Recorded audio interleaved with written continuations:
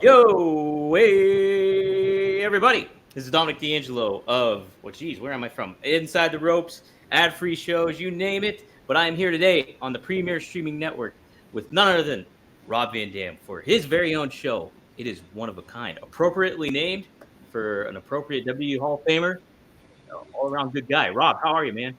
Good. It's our show, Dom. Our show. Thank you, Rob. Jeez. Warms my heart. You know, I was thinking of rebranding it, and I wanted your opinion on it. I don't like it. I was thinking the Polish Prince podcast. What do you think? Let me chew on that one. Sheik made a lot of money off of Igor. That's right. I mean, maybe we could do like an April Fool's episode would be perfect for that. We just completely change the frame, just name you the Polish Prince underneath your name, everything. Go the whole route. Yeah, I saw there as that at least one time for the Sheik, and I hated it. And Sabu, when Sabu first got named Sabu, he was Sabu the Elephant Boy, and he hated the Elephant Boy part. He wanted to drop that, and I hated that he wanted to call me the Polish Prince. You know, and he's like, you know how much money I made off of Igor? And I guess he was a heel that was Polish back in the '60s, but. I wasn't real proud of my heritage. You know, I don't even know if people even know nowadays, but growing up, Polish jokes was like all the rage. They were. Everyone had, you know, how many pull-ups does it take to screw in a fucking light bulb? And I grew up on Polish jokes, and I don't really know if that's a thing because I haven't heard about it for 40 years. So right, it's been forever. It might not be a thing anymore. I don't know. Maybe that was, I don't know. Maybe it died out like because it was 30 years after World War II and it took that long. I don't know. I remember asking my dad, like, why do Polish people get made fun of? And he just said, well, just because they didn't fight back. They took it. You know, I was like, oh. So we're not like dumber than other people or anything. Like, I don't know, you know. Like, as a kid, you would think like that's like, hey, maybe I am dumber. Like, because dumb. Yeah, so I was thinking, no, Sheik, don't call me the Polish Prince. I want to be known as a good-looking baby face. You know, I want the girls to like me. Look, I got dimples. Don't call me that. Now, when he labeled you as the Polish Prince, was it going to be a baby face gimmick or a heel gimmick, like all out here? You know, I don't really know. Oh, okay. I just assume I was always going to be a baby face, especially because of who I was working with. You know, we had a really small little crew of Dango and Sabu and maybe Judge Dredd and Todd. Don't know. Interesting. Like you know, at that point, like for the first 2 years of my career, it was all about just get ring time. It don't matter what they call you, what they do with you. Don't worry about none of that. Just get experience, and that's what I was taught. So, you know, you could have called me Joe Blow. I would have put the boots on and showed up. There you go. Hey, this all ties in, too, because the reason I brought up Polish Prince is that Rob was on Nash and Friends with Kevin Nash and Sean Oliver this yesterday as we record this. And so got to interact with some of the Click This members that sign up and then interact with Kev and answer some questions. Rob, it was pretty cool. You got to give some advice on how to, you know, kind of what would be good for pain and everything like that. And seemed like it was a pretty good time. I had fun just sitting there. Yeah, no, I did too. I enjoy their show, and it's, you know, conversational like this, and I might have a couple of different views. I usually do, right? Yeah. Usually have a different perspective, but yeah, like a couple times, like they were talking about, Kevin was talking about unions. You know, I didn't open my mouth too much there, but when it came to talking about the wrestlers and being an employee versus an independent contractor, like I said, I stand on the other side of the fence where there's an unpopular group versus everybody else, the masses, because I like being an independent contractor. And a lot of fans don't understand that. I said on his podcast, people will put words in my mouth. You know, I'll be doing an interview and they'll say, you know, it's not right how they treat you guys like employees, but then, you know, they don't, you know, give you insurance. And it's like, dude, I'm good. Don't be trying to fight my battles. I'm good. You know, if you need insurance, you want that part of your deal, you just put that in your contract. If you want a bus, Put that in there. I mean, I was so surprised last time I went to WWE. I guess it was that run, that 2014 run and the 13. But it was like so many of the guys had buses that didn't have them before. And I was like, wow, that's a deal. Somebody, like one guy, Big Show had one before. Maybe Cena had one. Now all of a sudden, you know, all these dudes are, you know, and it's like, guess what? As an independent contractor, you're making your own deal. And then the what I always ask, in case somebody didn't hear it and they're interested in this conversation, I always ask this and I always get the same answer. Would you rather make X amount of money and I'll cover your insurance, or would you rather have X amount of money and you go ahead and find your own insurance? And everybody always answers that the same way. So I think that they haven't really thought it through when they just jump on the side and say wrestlers are treated poorly. I'm gonna go with what he said. They all got CTE. Give them money. You know. Yeah, no, it's like if you think about the logistics of it all, when you're like an active wrestler and you're in the business, it's like, you know, the independent contractor thing makes a lot of sense, and then the execution of like having a wrestling union would be tougher to do and not fair to everybody in the grand scheme of it all. Like, well, that's it. What would the boundaries be? You know what I mean? Right. Are you just? I remember having this way back on RVD radio, like 2008 or something. I was talking to Booker T about it, and I was like, Book, because he was pro union, and I'm saying, okay, but are you saying all wrestling, like the mom and pops flea market wrestling that has 2 shows a year, do they have to have insurance? He's like, no, not them. Well, then who? If you just mean Vince, then say it. If you just say WWE, because there wasn't anything else. I mean, there was TNA, and then it's like, okay, WWE and TNA, is that it? Or should all wrestling that's on television have it? Because that's an argument. It's people are always confused, and rightfully so, on why wrestling isn't SAG or AFTRA. And I couldn't believe somebody that I knew really well recently thought that we were. You know, they're like, you guys aren't. How are you guys not SAG? And I'm like, we never have been. They say it's because it's a live show that's on the road, and that's what keeps it from being in the category of just like a regular weekly soap opera, sitcom, TV show. And that's what I've always been told. But that I could see looking into the, you know, but you know, as far as just putting a union or any specifications, any specific mandatory you know, requirements, then who? What all wrestling companies? Where does the company meet the qualifications to need this? You know, if it's just WWE, then say you think Vince should insure his wrestlers, and then you know, that's a whole different argument. Yeah, and I know too. It's like, hey, if wrestlers were SAG right now, nobody would be working because of the strike and all that stuff too. And so exactly. That's right true. now, you're an active you're making gainful employment at the moment. You know, if you're in WWE or if you're anywhere else for that matter. But and then like we talked about Terry Funk last week and honored him, and like his specific reason to go into acting was so he could get insurance for a union, and like, you know, so he just did that, did some Roadhouse, did Paradise Alley and all that stuff. Yeah, it's not that easy, but you know, Luke Hawk, Luke Hawks, the wrestler. Yeah. From Wildcats in New Orleans. He actually introduced Katie and I together. He will forever have that credit. I met him on Wrong Side of Town, my starring role, action movie that I did in 2009, and we were in a fight scene. And he was telling me about all these acting gigs he got. And we were talking specifically about that, about insurance, you know. And at the time, you had to make like $30,000 a year through SAG in order to qualify to have your insurance covered. Otherwise, there was insurance packages that you could pay for, you know, if you were under a lower tier of it.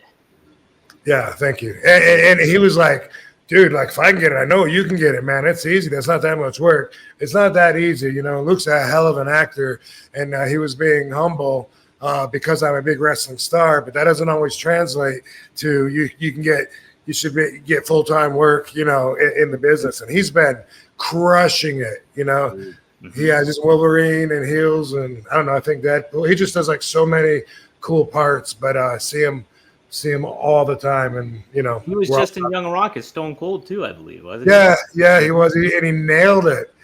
He did Stone Cold better than Stone Cold does Stone Cold.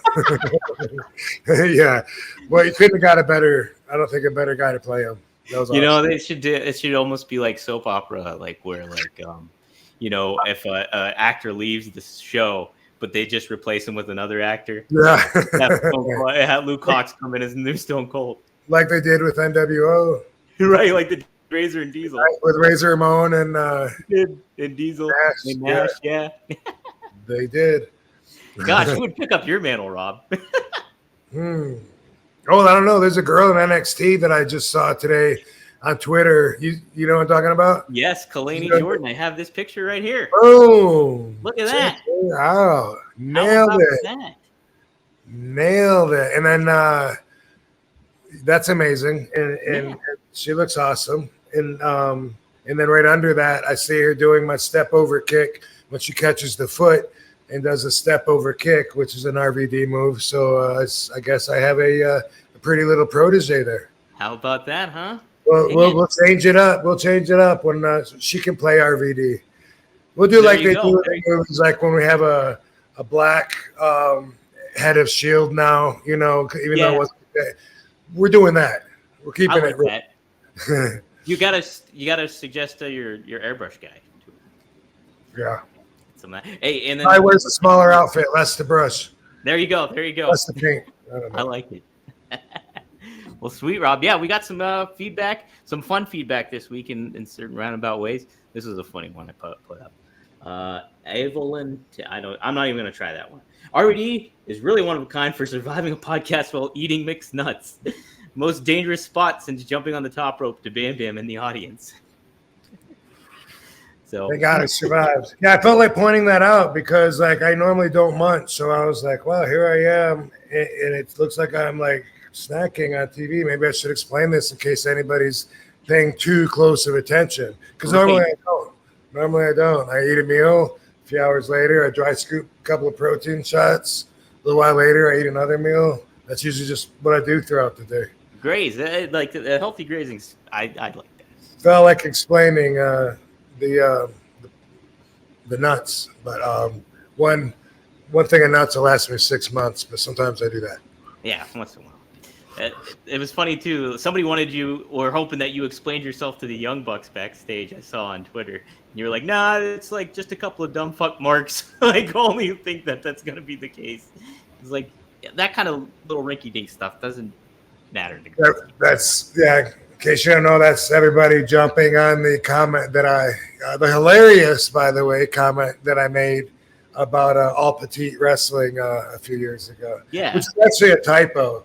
I can't remember what the typo was, but it was in the sentence. It wasn't in that word. Was it like a bon appetit instead of something like I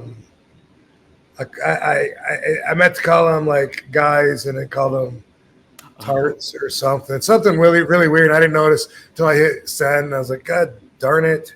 If only this was next edit it. Yeah, right. But yeah, anyway, dude, nobody gives a fuck. Everyone was like, "Oh, this didn't age well." Like bringing that back. Like, right. Can we cancel RVD for this? Yes, we finally found something that's cancelable. We can cancel RVD. No, nobody gives a fuck. Nobody. All petite wrestling was hilarious.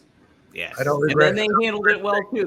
They just leaned into it, basically. You know what I mean? So nobody cares. Nobody cares. It was funny. It was funny. So somebody said, not gonna lie, Terry's passing got me misty-eyed, especially reading a lot of the tributes from his fellow wrestlers that he touched. Been binge watching a lot of his promos and matches lately. Sad to lose the true legend, though he lived a full life for sure. That he did. Rob, have you ever seen that promo he cut on Shotgun Saturday Night where he's like just calling Todd Pettingill's mother a whore, and like Stone Cold's on commentary and he calls out Stone? It's just chaos, but it's so fun. It's like in the ring promo, like, so it's like in this, like, I don't even know where it's located. I think it's somewhere. Maybe it was like in a bar in Texas or something. Sure, somewhere. That. Yeah. Oh yeah. Yeah. That's a good point. It's gotta be somewhere. It's gotta be somewhere. But yeah, it's just like mass chaos. He gets into the crowd. Austin comes through. They brawl it out. Terry just falls out of the ring. It's some golden stuff. It's like right in the thick of the Attitude Era. So it was pretty cool. Yeah, what I remember was when he was in ECW, and I was pretty new. It seems like first year or two anyway there, and still making a name for myself. I felt like I was still proving myself, but I remember. But also, most of my career felt like that, by the way, that I was still trying to prove myself until all of a sudden, like, boom, I'm done. What? I remember him doing the moonsault off the ladder. I think it was a ladder match with Sandman, if I'm not mistaken. And I just remember at the time it was such a big deal. I don't remember if it was 50 or 55. And it was just like, whoa, my God, a 50-year-old doing a moonsault. That's so crazy. Like, why would a 50-year-old need to do a moonsault? And that was, oh my God. And now it's, now that I'm 52, it's just like there's not too many moves I don't want to do. Everyone wants to see a Van Terminator every night, but I've always been protective of that.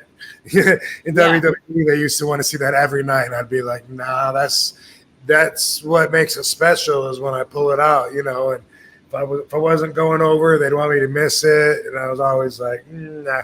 But anyway, to the point though, like, there's I would still do like pretty much everything that all my moves that I've done, and but now, I mean, we're aging differently now anyway. That's what people don't realize. We gotta upgrade how. Just like we had to upgrade the showers because people are taller now than they used to be. It's true. Yeah, same. Jeez. And like, no, there's a lot. Yeah, you're able to do the moonsault kind of stuff. And like, you look at somebody like Dustin Rhodes, he does like the Canadian Destroyer. It's just like a little bit of like, It sounds funny to me now. It sounds funny to me now that people add in 50 years old, like it sounds like it's separate from the rest of society. Right? You're a 50-year-old. Yeah, 50-year-old RVD has a wrestling match. You go over here, Rob, while everybody else stands. and then I guess it works in my advantage if I ever like lost a fight and be like, dude, you beat up a 52-year-old man. Are you proud of yourself? I sure don't feel the vulnerability yet, as much as people want to believe that I'm entitled to it. Right. Another funny comment here we had. Starship Mythic says, Dominic, can I have Robert's phone number? This was in reference to me talking about having Terry Funk's phone number, and you're like, don't you ever give out my phone number. Oh. So, cool. And then somebody said this. I would be up for like being the observer of this, but we'll see here. Lapido Lavitio says, I think you guys should do a table for three type show where wrestlers smoke and weed, call it Wrestling Buds. So, I mean, you can do that. Has that not been done? I don't think so. I probably wouldn't partake because I would definitely think I would get paranoid and freak out. Yeah, probably not for you. It's not for everybody. It'd be for the ones that like to smoke, and they would only smoke the amount they like to smoke. I know people all the time that will smoke with me often, but each time they only hit it one time and they're done. That's what I would do. That's what I would do. A lot of people that's it, and they know that. But this reminds me of when I did RVD TV, Friends in High Places. We'd sit around.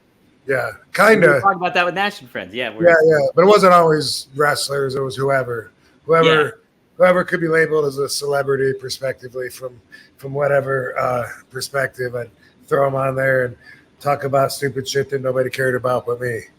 That's great. But I had the Warrior on there. Me and the Warrior and Chris Nowinski one time talking about the power of the mind, and because your mind is like so strong, and your thoughts dictate your vibration, that dictates your life, and that was a good couple of guys to have that conversation with, because Warrior could go out there with me, and Chris Nowinski, he's the master of the brain. He studies the brain. He holds it in his hands and breaks it open and looks inside of it and shit, So that I did enjoy that more than maybe some of the times when I'd get a bunch of guys around that are a bunch of tough guys, and then I'd say, what are we really afraid of? No, man, you called me here for this. They don't want to put their vulnerability in quote. Yeah. No. So you had Warrior and Chris Nowinski on at the same time then? Yeah. Yep. To talk about the power of the mind. How about that? Manifestation, or however you take that. Yeah. Wow. Yeah. Chris does a lot too now. You see, he goes and does the, meetups at WWE. They'll have him there to make appearances and talk about. He's awesome. He's my hero. Yeah. He's the one that made the correlation, between wrestlers and CTE after it was well established that that's what was happening to football players, and it answered a lot of questions and made us understand things from a whole different perspective. I always just thought getting knocked silly was just part of the job. I never knew there could be long-term brain damage associated with it. Yeah.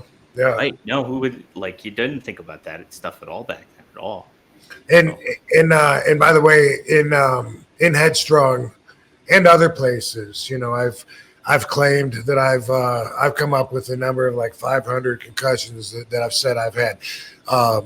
That number was questioned recently by someone online, and I will say none of those were diagnosed by a doctor except for I think 2 of them.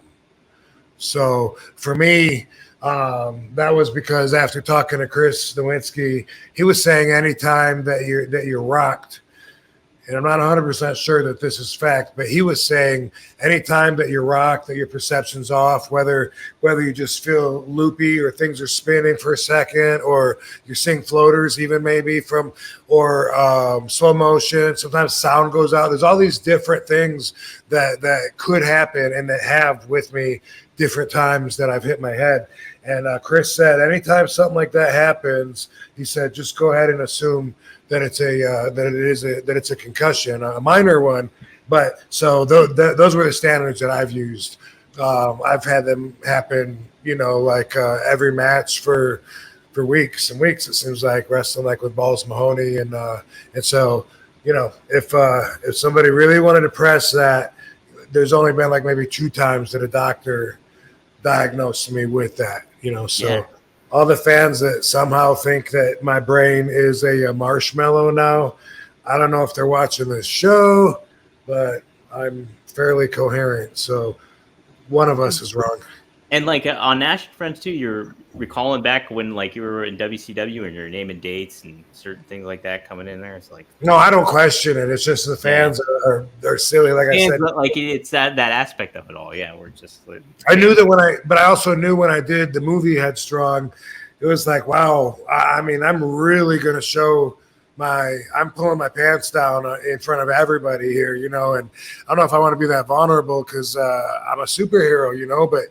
Eventually I decided to tell the story because it took over part of my life for a while, having this double vision, and I had to see the specialists and the neurologists and the vision rehab and all kinds of stuff. And so then it was I'm going to tell that story, even though people are going to and I knew, I was the last thing I want is people coming up to me saying, "Are you okay, Rob? Are you feeling better?" Because I've always hated that. I just always it's always bothered me.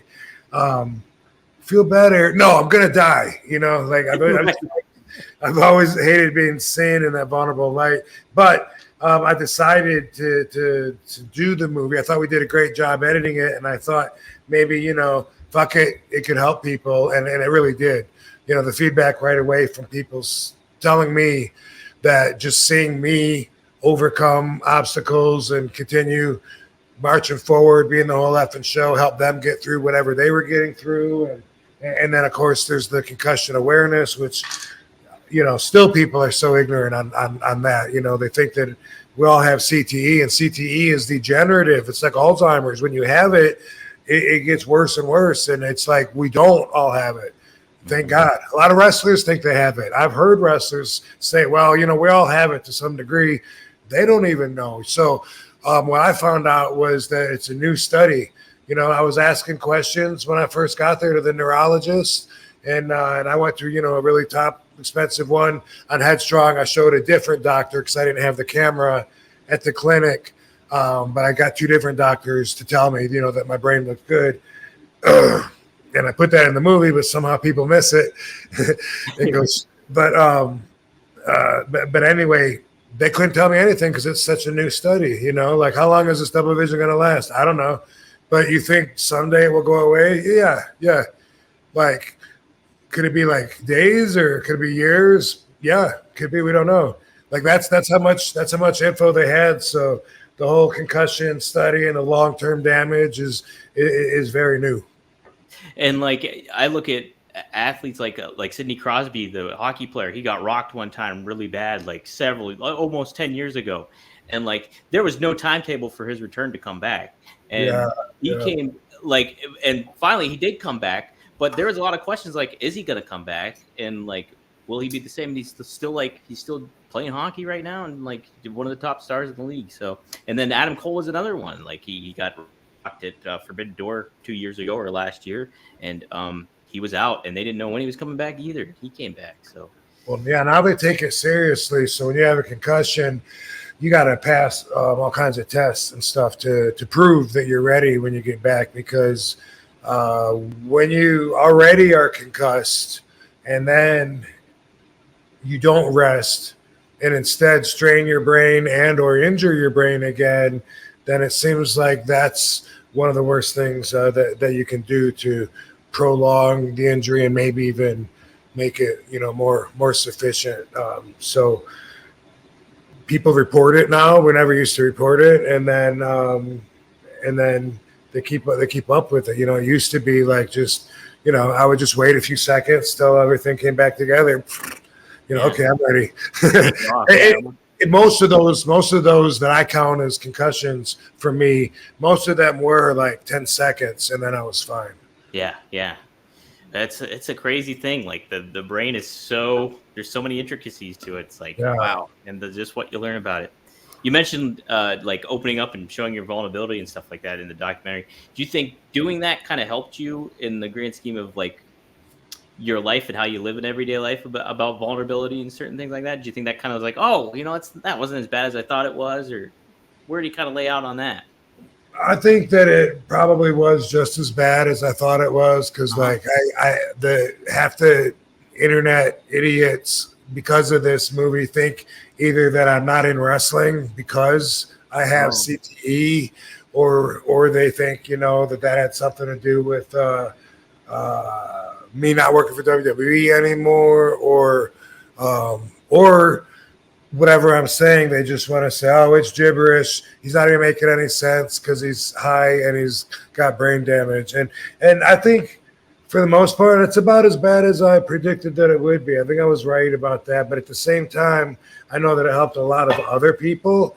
And for me, I feel like it's just consistent with being genuine. I mean, I'm always honest and I'm always open. And this was part of my story. So boom, there it is. And it did make me better in the fact that, hey, put this on my resume. I made a fucking movie. Me and one guy, Joe Clark, did everything from the music to cutting the scenes to filming it to everything, and even sold it to Reels, a TV channel. So, so now, that opens the door for other projects if we want to try and follow up, which of course there's many that we talk about. But did it make me better as far as being able to be more vulnerable? No, I don't think so. Because I think one-on-one, personally, I think I'm always that vulnerable because I'm open and I talk about stuff that I probably shouldn't, that probably should be personal to me or whatever. I've always kind of been like that. So now it's just more on a public platform, which not necessarily better, except for that it helps a lot of people. Yeah, no, it's true too. Like, and you're the type of person that is like, honest and straightforward. So it's like you already kind of had that wall down in a certain way. So it was like already came with the territory for you, certainly. So yeah. So I did. Rob, were you a fan of Bob Barker? Like, did you watch Price is Right? I did. I watched that growing up.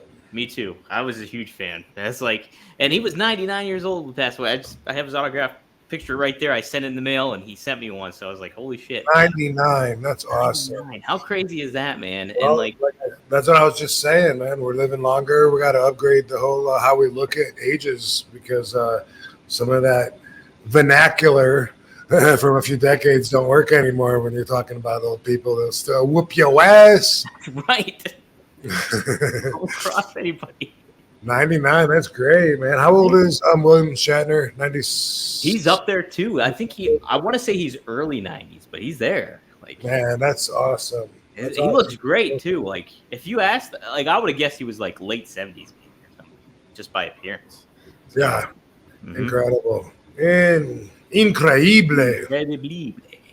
That is awesome. Yeah, very cool. I love it. Get your dogs neutered. Right? That's right. Keep your pet spayed and neutered, everybody. You know that? Yeah. That's always key to do. That was important to him. That was the one message he wanted me to know every night, every day. Every at the end of every show. It doesn't matter if you won the Showcase Showdown or you lost it. If you lost at Plinko, he's still going to tell you that. R.I.P. Bob Barker, man. It was important. Very important. All right. So, well, we're going to pick up. Well, before we do that, I did want to mention there's the Jungle Boy and Jack Perry had a little bit of a conflict behind the scenes, apparently, with CM Punk. And it got me to thinking about, like, you know, how inundated everybody is with social media and how it gets kind of swerved up, and like all this stuff is made aware instantly to a lot of people. Like, it wasn't back in the day and stuff like that. I'm just curious, Rob, like, when it comes to conflicts backstage, you hear about stories in sport too, where people get into arguments and fights and stuff like that. Like, how much of this stuff back in the day wasn't necessarily like really made public in a lot of ways? Did that happen and you just kind of moved on from it and like everybody coexisted and kind of got along? Well, no, I think it happened and it wasn't that big of a deal. You know, I mean, I'm sure people are going to shit on this opinion, but that's what I said when I saw that every single site is picking this up. I said to Katie, I mean, I'm sure it's my old school fundamentals, but I said, I don't think this should be that big of a deal. And she said, right, they're like both fighters, right? And it's like, I mean, that's our world. And it was, I mean, I see like it weigh-ins, you know, when they do the face-off and they take the picture. A lot of times they get too close and they pie face and they start going at it or whatever. And I get like you got to set some strict rules if you don't want that to happen like every single time. I get it, you know, with that, you know. But with wrestling, it's even a little bit different because, you know, the competitors don't have the whole injury, win or lose, be in the best condition possible to have every advantage possible situation. Wrestlers aren't in that the same way that a fighter is. You know what I mean? Yeah. So I mean, if they let out a little steam every once in a while, I mean, okay, you know, usually what would happen is the promoter put those two guys in the ring as soon as possible. That happened every time I can think about it. That's what Paul did with me and Taz, you know, like next week after we got our situation at you and Taz. And it's always been that way. And I always find that they work it out. Yeah. You know, they work it out by working together. And so, you know, I'm surprised that it's that big of news.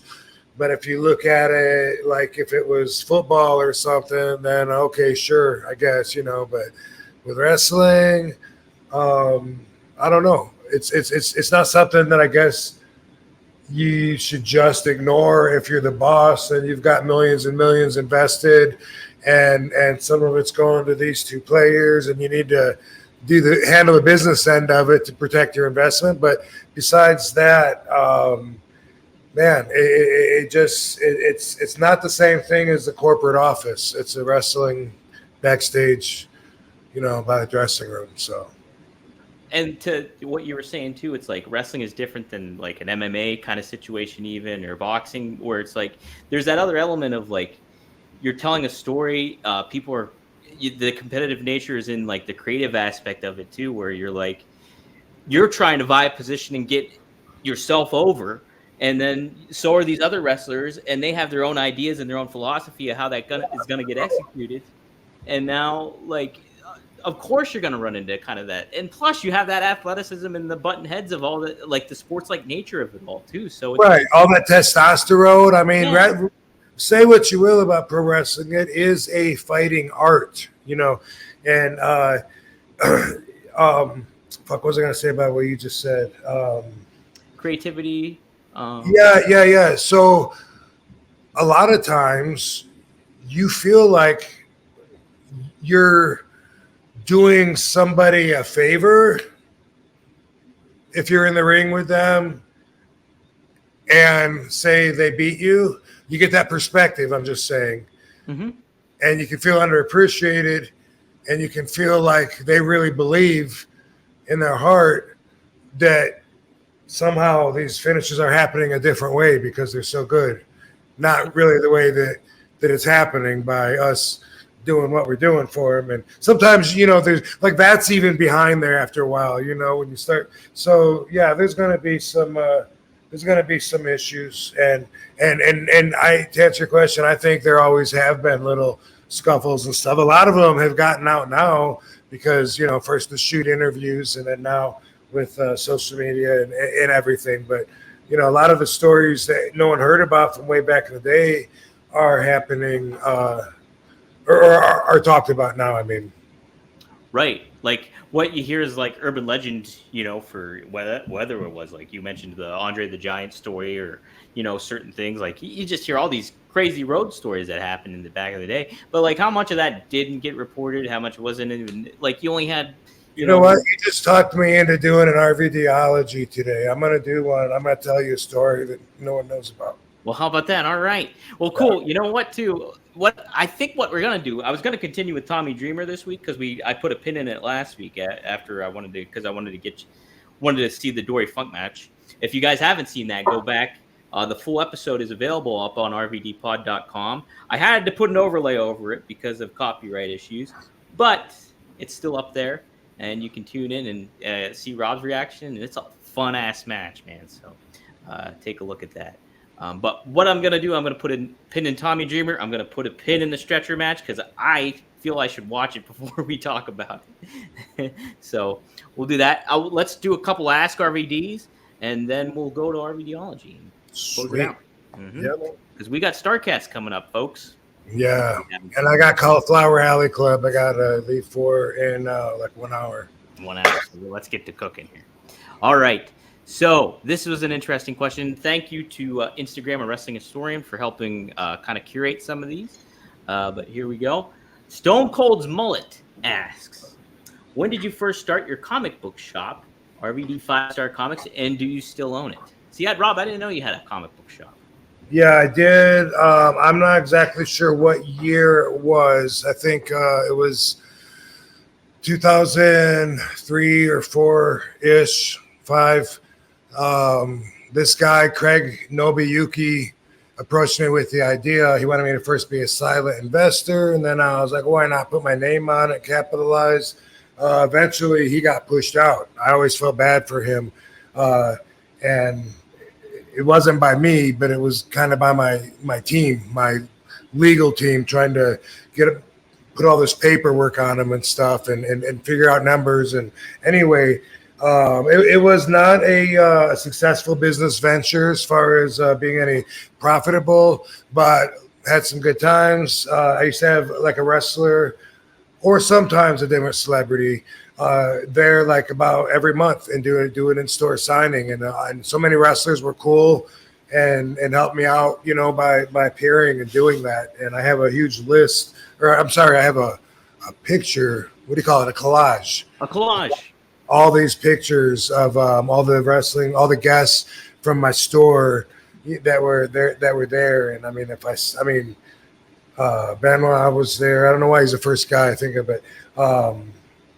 but when WrestleMania was in LA, him and Kane and someone else did appearances there, and it was Trish. Tajiri was the first one, of course, Booker T, and man, so many, like I kind of Hurricane. I kind of feel like maybe I should send you a picture of the collage because it'd be hard to name everybody. But anyway, I was the worst business owner. I never one time. We were in a mall for like a year or so, and then it had an escalating lease. We ended up leaving there, going to a standalone place for like maybe 2 years, and then closed it down. Like, it never made any money. I was funding it the whole time. I never opened the cash register one time when I was there. Trusted everybody, and I had a team of amateurs. You know that some of them took advantage. Some were just inexperienced.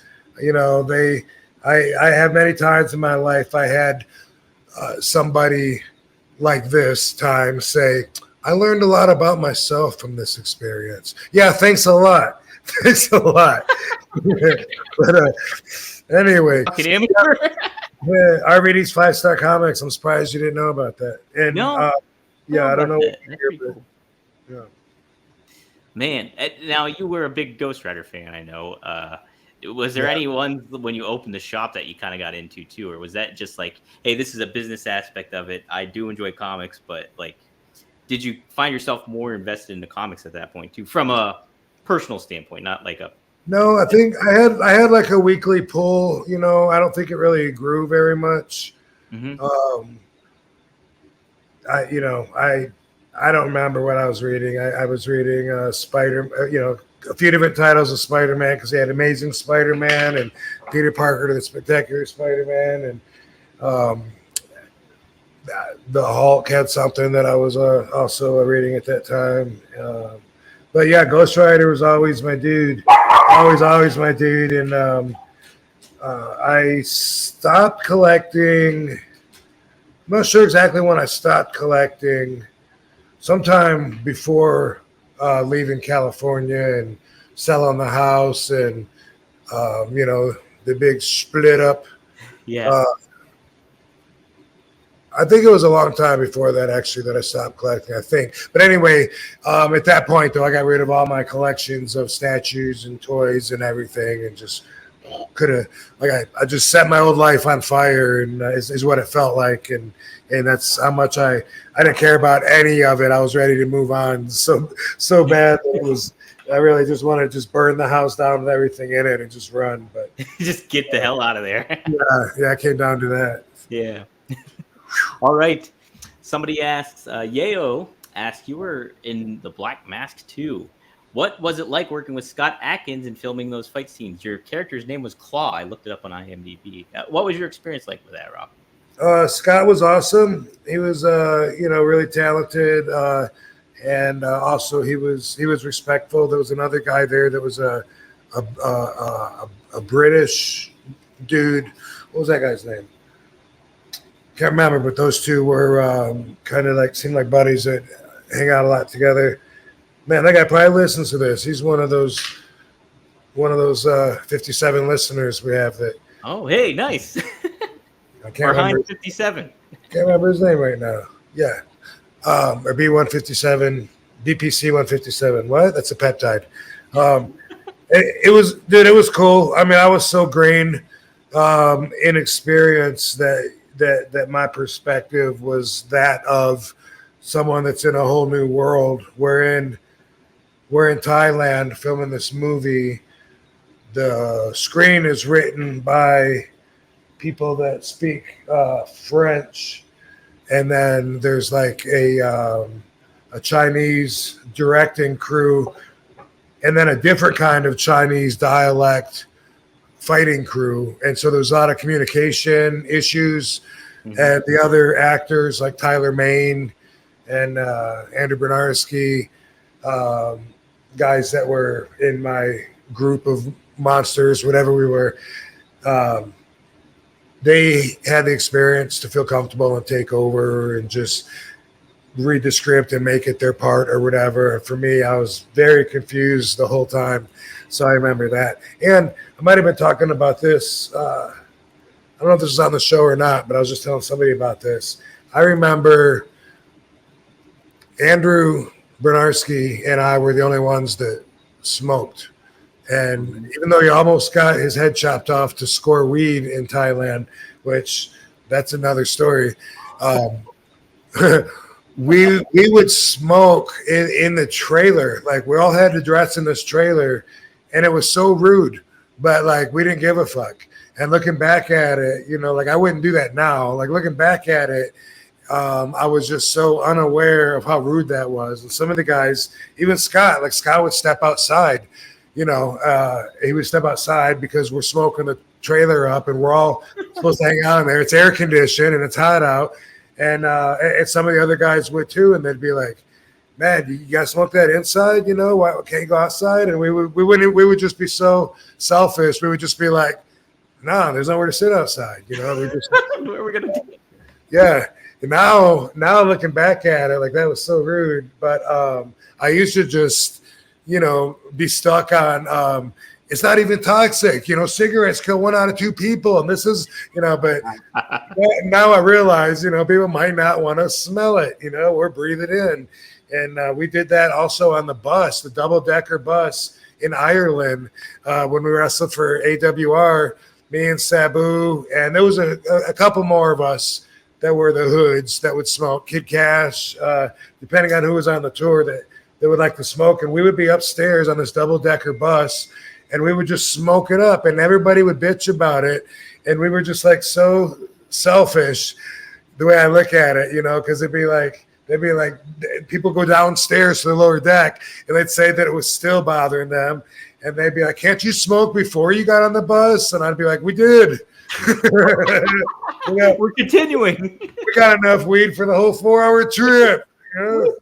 This is awesome. Don't worry about it. It's not killing you. Yeah. But looking back, sorry guys, I think that was rude and selfish. And Andy Bernarski, shame on you. Yeah. How dare he? Concussions was awesome though, and he's had a really good career and talented dude.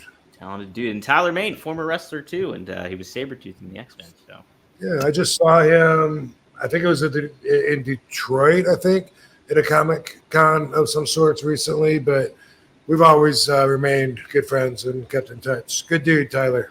How about that? Well, cool, Rob. You know what? We got to get out of here pretty early, so let's wrap it up with some RVD. Okay. Yeah. Let's do it. So, because it's a shorter show, I had said before, let's pass on the RVDology so we can get out of here. But you inspired me today to talk, so this is completely off the cuff.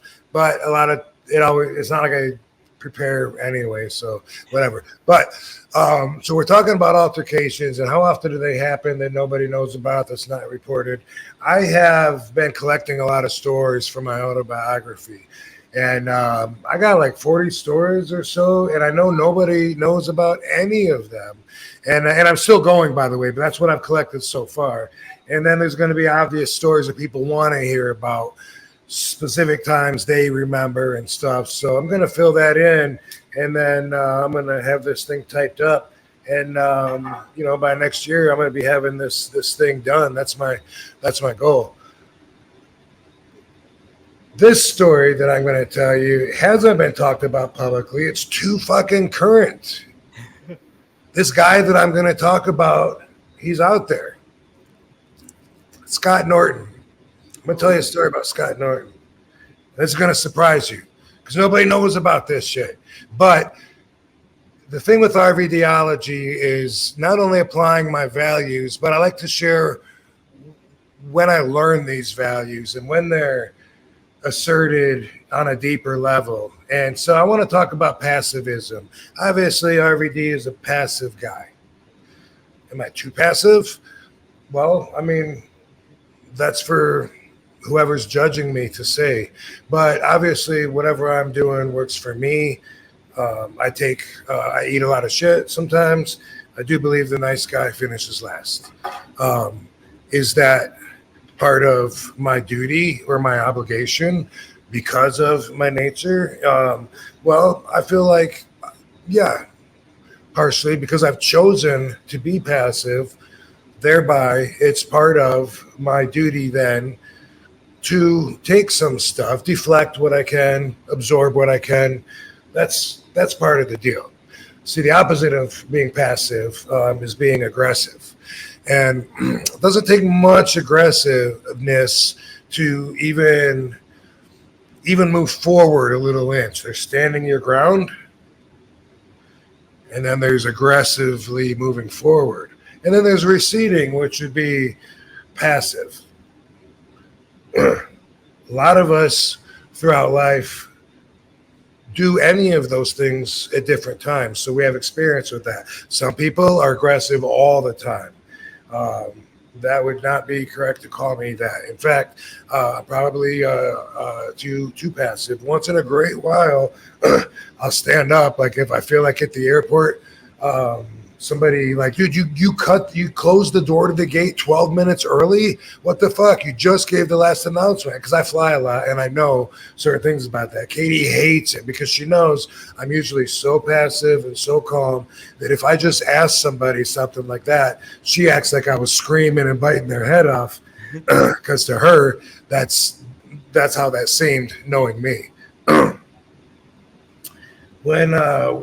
When we're passive, sometimes we reflect back on it and we're like, did I do the right thing? Was I too passive? Like, hey, it might involve swallowing your pride.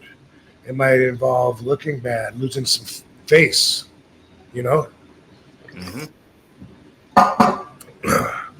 But in the end, when you got to consider what if, and you think, what if it would have went the other way? What if I would have acted differently? What could have happened then? What kind of damage could have been done?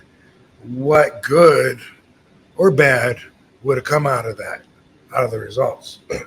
So this is one of those times, and I got to talk fast so that I can go. But I'm just sharing this thing because pretty important, memorable time for me in my travels. WrestleMania is in New Orleans. I'm going to DDP's birthday bash at this club somewhere. And I have been drinking that night.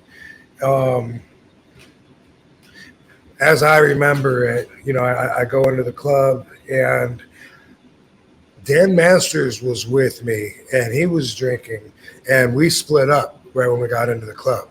I had forgot that Dan was even with me later on, but I'm by myself and I'm having a good time. I saw DDP, met his beautiful daughter for the first time. Boom, boom, boom, bunch of stuff. And here's Scott Norton. He bounces at the bar. Well, I never met Scott before. So I'm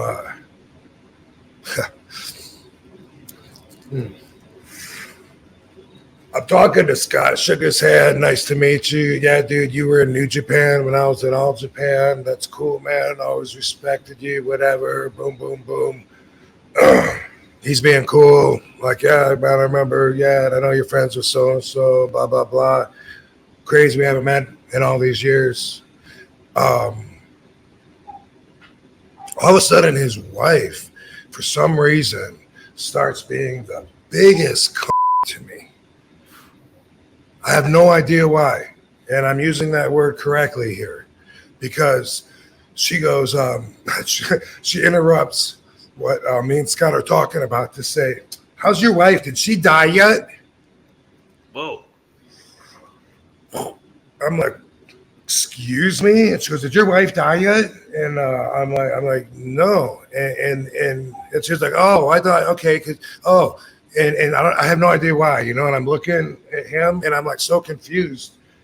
And then, man, I'm talking to him and while my hand is I'm using my hands while I'm talking, I guess. I don't know what I'm saying. I'm like, dude, I don't know where it came, whatever, but my hand bumped her shoulder and she took that as an excuse to defend herself as if she was assaulted. So she started going like this and like pushing me and hitting me. I grab this bitch's wrist and I just turn it to the outside a la Krav Maga, which twists her and brings her down to a submissive fold, shall we say. And then all of a sudden, Scott starts screaming at her, whatever her name is, I don't know, Michelle, and he grabbed her and said, "Come with me," and they left. I don't know what her name is. I don't think it's Michelle. You know, like I said, you heard what I called her. Yeah. Have no idea what happened. Went along with my night. Next day at WrestleCon, I'm at my table signing with fans, and Norton from far away goes, "Rob, you and me ain't finished yet." And I said, "Anytime, Scott, I'm right here." He comes up to me and he goes, let's take a walk. We got to talk. Let's go. Went over there and he says, "That's fucked up what happened last night." I said, "I agree. That's fucked up what your wife did." And he said, "My wife? She said you were being an asshole." I said, "When? When the fuck was I being? When did I even see her? The fuck are you talking about?" And he said, "She said that you were being an asshole, and she said your friend was being an asshole." Now, I had forgotten that I was with Dan Masters. And I was like, "Who? I don't even know who the fuck you're talking about." Anyway, trying to think of how this conversation ended. There wasn't much more to it than that. He was like, "Well, we're not done with this." I said, "Hey, I'm right here. Whatever, dude." And I shook his hand, stuck my hand out, shook his hand. Whatever. Yeah. Let him know I got no problem. He walked away. The next year, when WrestleCon and WrestleMania were in Dallas, right? Yes, because this was part of a crazy weekend. So I forgot this just happened to be on that weekend too. He comes up to me again at WrestleCon and says, "Hey, we got, I'm paraphrasing, we got some unfinished business to do." I said, "Well, fucking let's do it." I went over and and it's like face to face and we're talking and he's being aggressive. If I was aggressive as him, if I had matched his aggression, no question about it, it would have been physical. I could have considered myself under attack just by how close that motherfucker was to my face. And I could tell he's used to being a bully. He's used to people being afraid of him.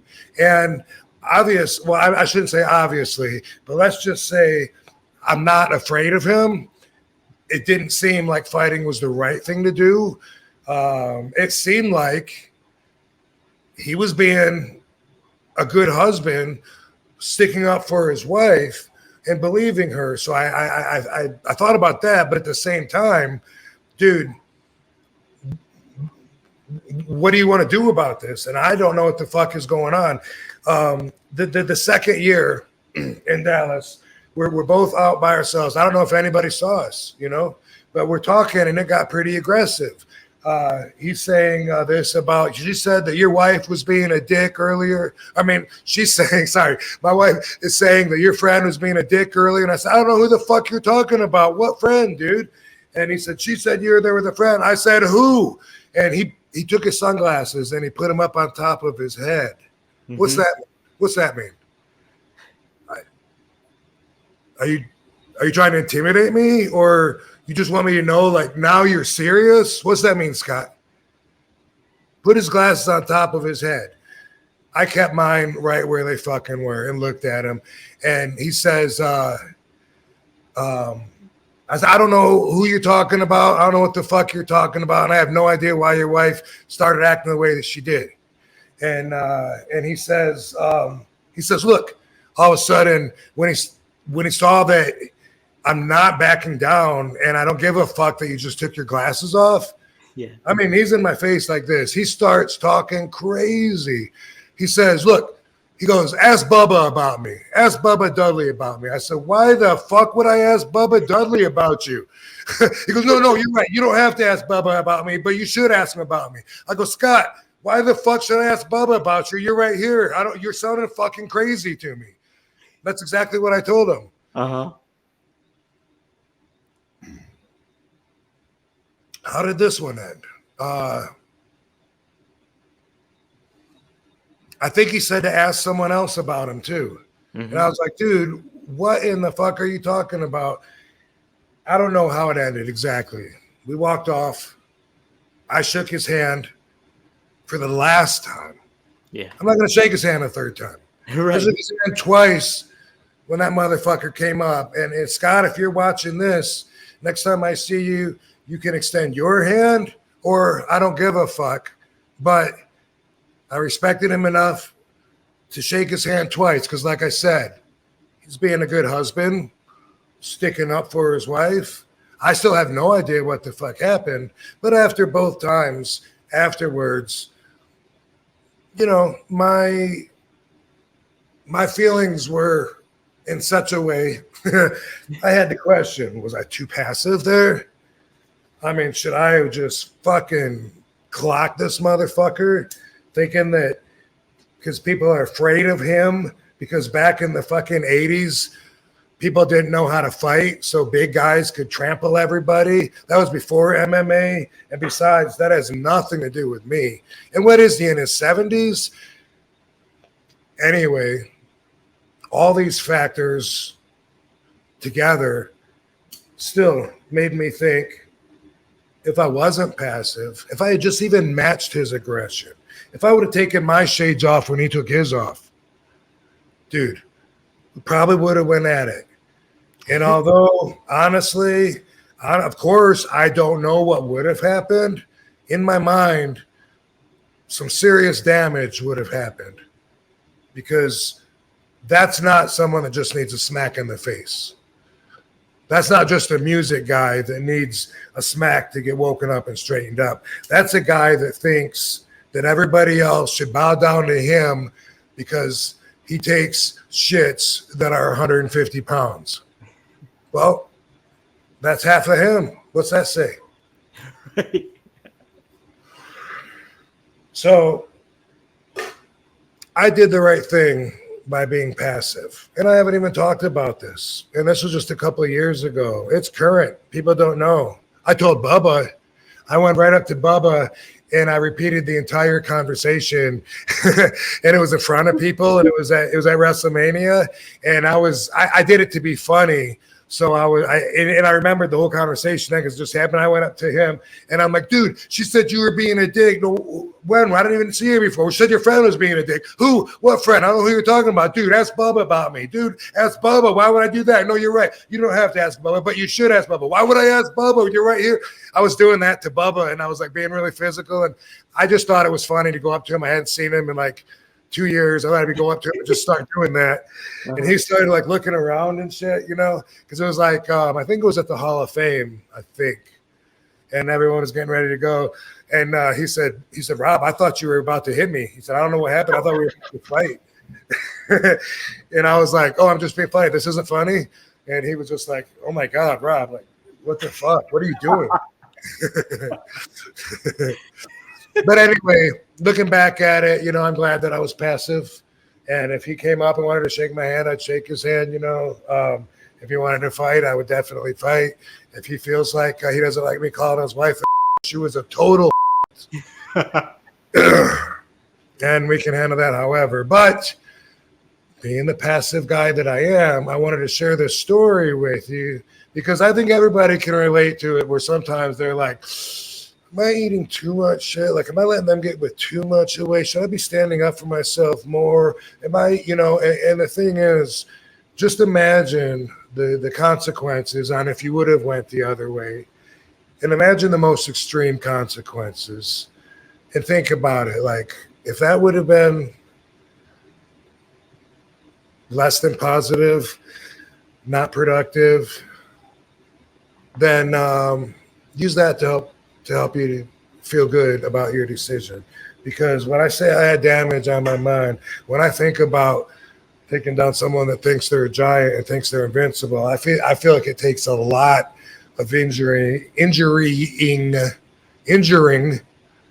in order to convince that person, you know, so they don't think you just got lucky. They need to be disassembled. So anyway, let's not talk about that because we are passive. And I know that a lot of people do like Scott that know him, and I don't know him. And at this point, I certainly don't want to know his wife.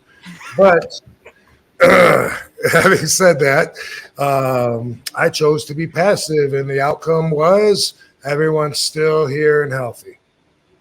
That's great. Rob, and you mentioned it like keeping your composure like that, and it also factoring like what his mindset is going through is like, hey, he's just sticking up for his wife, he's being a good husband and stuff like that, and like you're just keeping your sunglasses on. It's like it reminds me of the show I watched, Justified. It's called with it's an Elmore Leonard book, guy from Detroit actually. I love Elmore Leonard, dude. He's the best, dude. Yes. Oh my god. Okay, we're gonna be talking about him again because he's my favorite author of all time.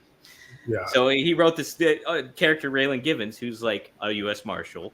And, you know, there's a television show about it and stuff like that. But he gets into a lot of conflicts, like in a lot of these, one-on-one things.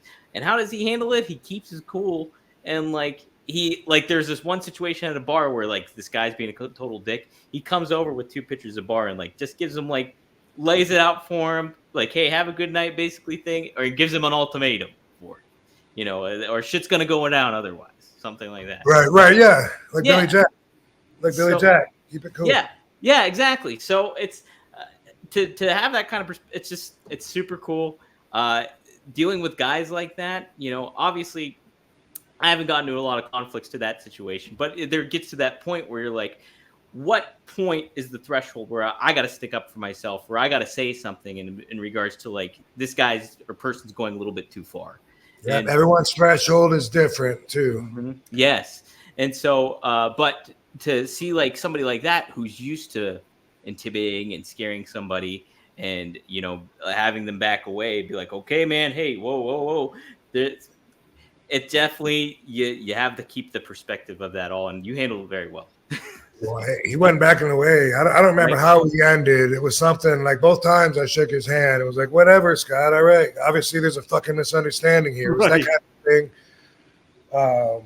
But yeah, dude, how about last week we talked about karma? Did that happen to come across and affect your week at all? Well, yeah, it's like just factoring in with the ongoing situation I told you about too. It's like I really kept that in a lot of perspective about like, and just certain life situations where it's just like you think about like, oh man, I wish something like this would happen, or you know, why is this person benefiting from it, or like anything like that. And it's just to keep that all in the back of your mind as the week goes on and stuff like that. It definitely helped me like think about that and just know it's like the universe works itself out and that's how it is, you know. And it's like there's only a certain amount that I myself can control, and how I handle that moving forward goes against either my values or what I feel about, like, if I were to go outside of that and try to be vindictive or try to be mean, or it creates that negativity out there. So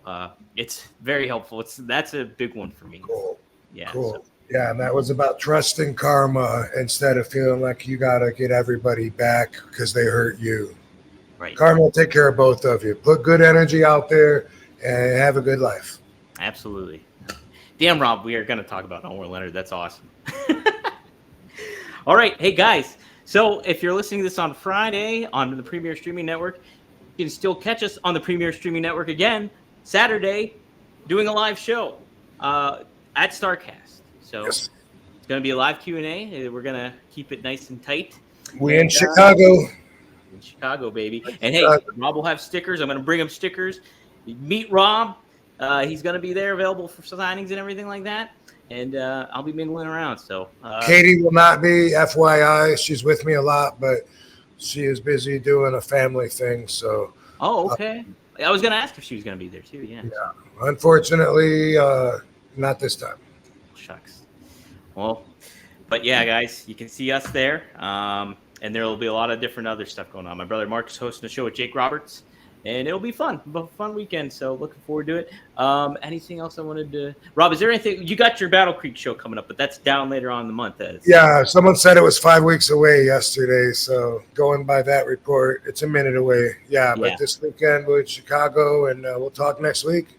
Talk next week. Yeah, guys, thanks, Tom.